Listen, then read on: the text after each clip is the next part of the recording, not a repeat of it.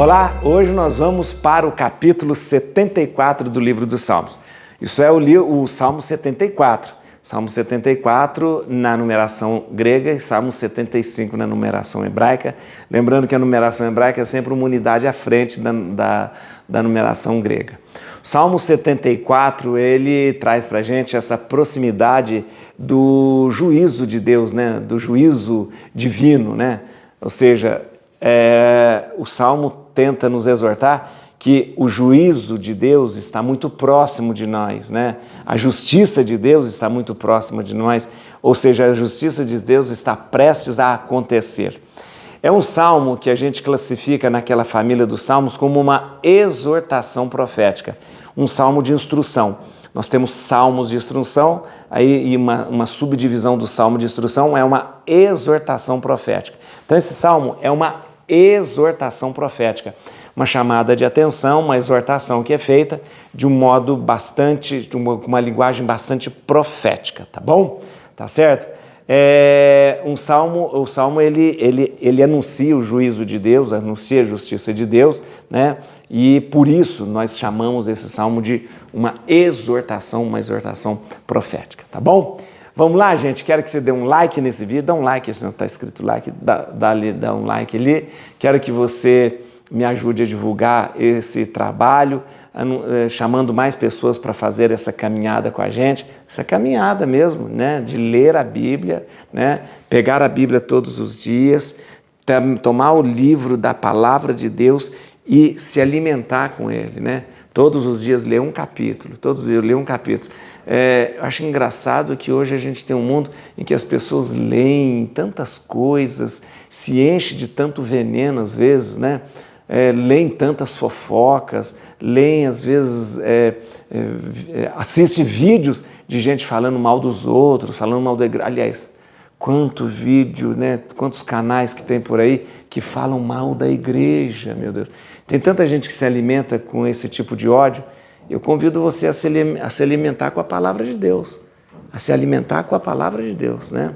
Nada de fake news, nada de fofoca, nada de vídeos que apontam defeito das pessoas, apontam, falam mal da igreja fundada por Jesus, né?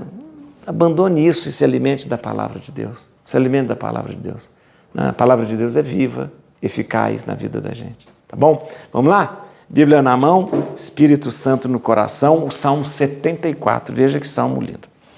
Salmo 74, ao mestre de canto, não destruas, Salmo de Asaf, né, que é um cântico, né? Nós vos louvamos, Senhor, nós vos louvamos, glorificamos vosso nome e anunciamos vossas maravilhas. No tempo que fixei, julgarei o justo juízo. Vacile, embora a terra com todos os seus habitantes, fui eu quem deu firmeza às suas colunas. Digo aos arrogantes, não sejais insolentes, aos ímpios, não levanteis vossa fronte, não ergais contra o Altíssimo a vossa cabeça, deixai de falar a Deus com tanta insolência. Não é do Oriente nem do Ocidente, nem do deserto, nem das montanhas que vem a salvação. Mas Deus é o juiz, a um ele abate, a outro exalta. Há na mão do Senhor uma taça de vinho espumante e aromático. Dele dá de beber e até as fezes hão de esgotá-la, hão de sorvê-la os ímpios todos da terra. Eu, porém, exultarei para sempre, salmodiarei o Deus de Jacó. Abaterei todas as potências dos ímpios, enquanto o poder dos justos será exaltado. Muito bem, você percebe nesse salmo algo muito interessante. O salmo começa com o salmista louvando a Deus. Logo depois, entra o próprio Deus falando que enviará o seu juízo e termina o salmo com o salmista dizendo: eu, porém, exultarei para sempre, salmodiarei o Deus de Jacó. Então vamos lá, vamos entender esse salmo. Vamos entender esse salmo, que é uma exortação profética, é um salmo que trata do juízo de Deus ou da justiça divina. Muito bem, O Salmo, ele começa, justamente lembrando, quero lembrar, ao mestre de canto. Você sabe, já aprendeu com a gente aqui, que quando o Salmo vem escrito ao mestre de canto, ou ao mestre do coro, ele está dizendo que esse Salmo faz parte de um inário do templo. É um Salmo que é recorrente nas liturgias do templo. Não destruas é uma melodia. Essa melodia não destruas é usada para vários salmos. Nós já vimos em outros salmos que se usa essa melodia. Existe uma música chamada Não Destruas. Essa música empresta a sua melodia para se cantar o salmo. O salmo é um salmo de Asaf, atribuído a Asaf, que é aquele ancestral dos levitas cantores, né? Então, vamos lá. O salmo começa justamente com o salmista dizendo: nós vos louvamos, Senhor, nós vos louvamos. Glorificamos vosso nome e anunciamos vossas maravilhas. Ok, aqui é o salmista dizendo. Logo no versículo 3, Deus começa a falar. Olha aqui, ó. Deus começa a falar. E aí Deus começa. No tempo que fixei, julgarei o justo juízo.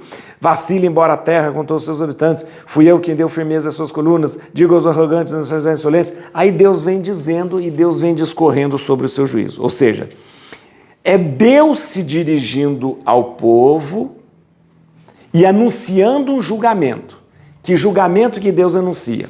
Os bons serão acolhidos, os bons serão recompensados, e o ímpio, o insolente, o arrogante, experimentará da cólera de Deus. Então, o juízo de Deus é esse. O juízo de Deus é esse. Então, veja bem o esquema do Salmo. O salmista louva a Deus, logo depois Deus vem falando, ó, cuida aí, hein? Vai ter um juízo para você. Os insolentes, os arrogantes, os ímpios, os pecadores, esses vão perceber a cólera de Deus. Os bons perceberão a bondade e a misericórdia de Deus. Muito bem, o salmo é um salmo curto, mas um salmo bastante contundente. Contundente por quê? Porque ele vem dizendo de uma forma muito clara que o juízo de Deus se aproxima. Se aproxima como juízo final? Não, não é uma questão de juízo final aqui. Se aproxima daquele que comete o mal. Se aproxima daquele que é injusto. Se aproxima daquele que é insolente. Se aproxima daquele que é arrogante. Então, aqui não trata do juízo final. Trata do juízo da justiça de Deus feita àquele que é ruim, que é mau, que é injusto, que é insolente, que é arrogante. Tá bom? Uma coisa importante que eu queria lembrar para vocês aqui, uma coisa importante.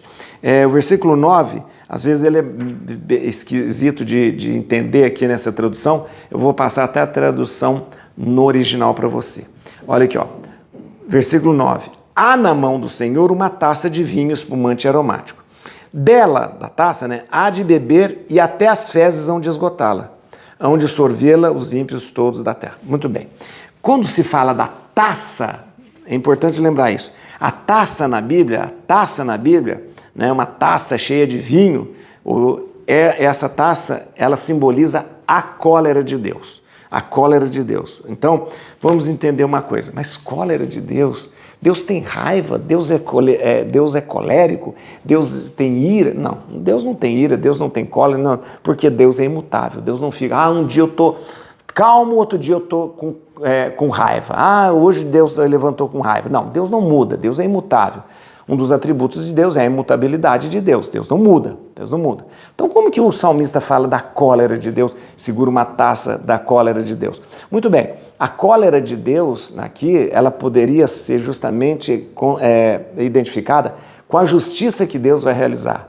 A justiça que Deus realiza não significa que ele esteja com raiva de quem ele pratica a justiça, ou que ele esteja querendo castigar alguém. Não, ele vai praticar a justiça, ou vai deixar com que a justiça seja feita. O mal não pode vencer, o arrogante não pode se sobrepor, o ímpio não pode ter vitória, não, né? Então, vai ser apresentada essa justiça. Isso não significa que Deus esteja com raiva, que Deus esteja com cólera, nada disso. A taça significa justamente essa justiça que está para acontecer. Essa justiça. E é interessante que aqui está escrito assim, dela dá de beber e até as fezes hão de esgotá-la.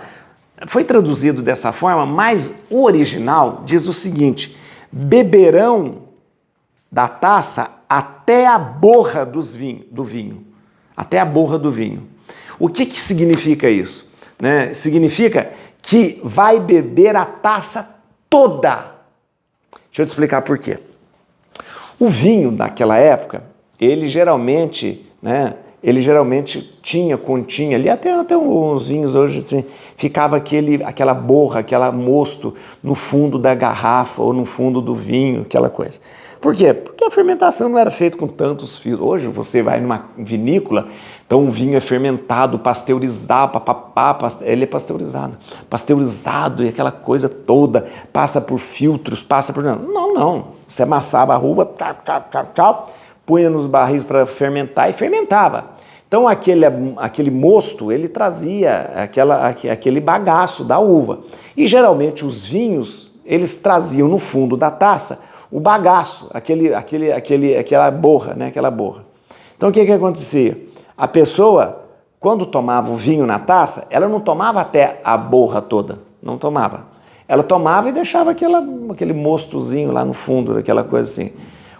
Quando você falava que você tomava tudo, é quando você pegava a taça e tomava até aquele mosto, aquela borra do vinho.